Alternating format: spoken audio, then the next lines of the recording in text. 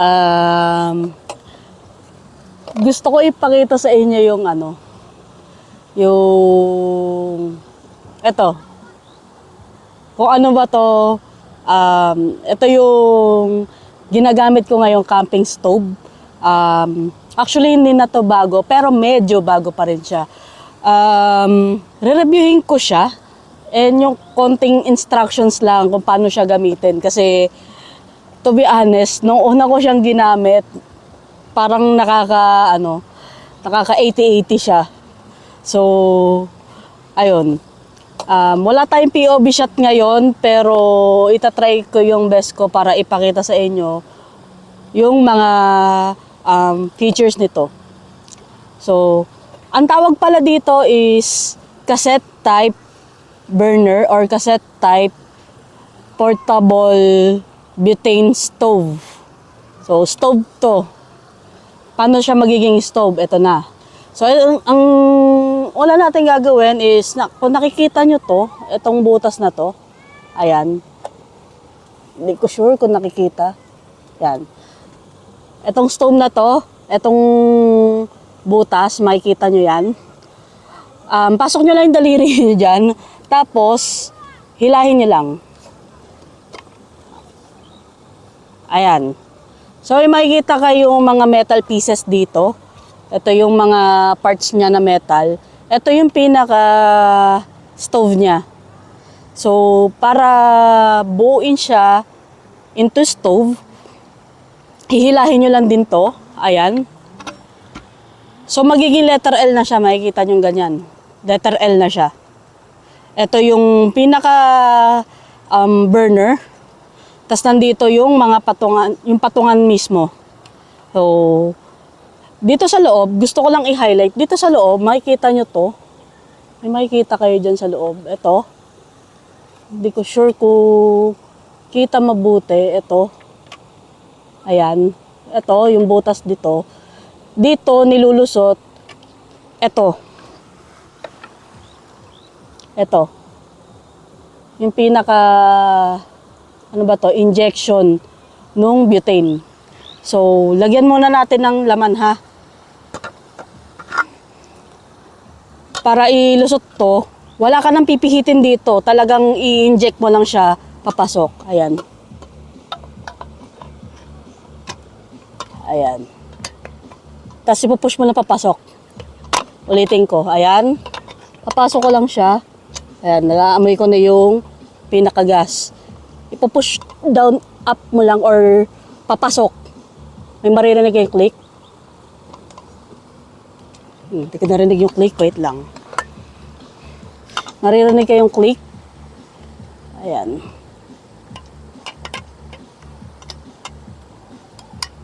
Ayun. Pag narinig nyo yung click, okay na yon. Ayan o. Hindi na siya nagagalaw. After that, para ma-secure into place yung pinaka-butane gas, yung can, isasarado na natin siya. Ayan. So, secured na siya. Hindi na rin titiklop yung stove. Ayan. Hindi na siya tumitiklop, di ba? Ngayon, dahil may letter L tayo, i-spread na natin yung arms niya. Para i-spread dyan, puro hila lang talaga. Ayan o. Hihilahin ko lang siya pag ganon. Then, pag ganon. Tatlo lang naman yan. So, nabuo na yung star niya. Ayan. May parol ka na. So, ayun. Yun lang. Ganon lang siya buuin. Then, siguro ituro ko na lang sa inyo kung paano pihitin yung knob. So, nandito kasi yung knob niya. Ito. Focus ko lang dito ha. Ito yung knob niya. Hindi ko sure kung nakikita nyo maigi. Ayan. Ito yung knob niya. So, paano ko ba i-example sa inyo to? Kasi makapuyan yung mukha ko eh. Wait lang. So, ito yung butane stove. Nilapag ko muna dito. Itong knob, nakikita nyo, merong plus and minus sign. So, para buksan yung stove, I think lahat naman na stove papunta dito yung ano, yung pihit. Papunta tayo sa counterclockwise. Ibig sabihin papunta sa left. Okay. Dito tayo sa plus sign. So hindi naman siya napipihit papunta sa right. Puro left lang. So para buksan siya, naglagay muna pala ako ng ano, ng kaldero dito para maka-visualize nyo. Ito yung burner. So pihitin natin hanggang 6 o'clock. Dapat mabilisan lang para mag-ignite. So, 1, 2, 3. Wala. Ayun. Umapoy na siya. So, yung pinakamalakas ito is yung papuntang 6 o'clock. Paglalakasan mo. Ito na yung pinakamalakas. Ngayon naman, kung gusto mong hinaan yung flame, papunta tayo sa 12 o'clock. Balik tayo dun. So, ayan. Nakikita ba yung flame ay mihina? Hanggang sa mamatay siya. Ayan. Sige, tanggalin ko naman yung kaldero. Ayan. So, kung nakikita nyo, papaloob yung ano, papapasok yung ano, yung pinakabutas nung igniter niya o yung stove niya. Kaya kahit hanginin siya, okay lang, hindi siya namamatay. Ayan, hinihinaan ko. Then lalakasan ko ulit. Ayan. So kung makikita nyo yung loob, zoom in ko lang. Papasok siya, oh. Ayan, oh. Nasa loob yung pinaka burner niya. Kaya hindi siya namamatay basta-basta kahit malakas yung hangin. So, ayun, no. Cassette type portable burner stove. Yun yung tawag dito. Saan ko nabili to? Nabili ko to kay Plens PH. Magkano ba tong burner na to?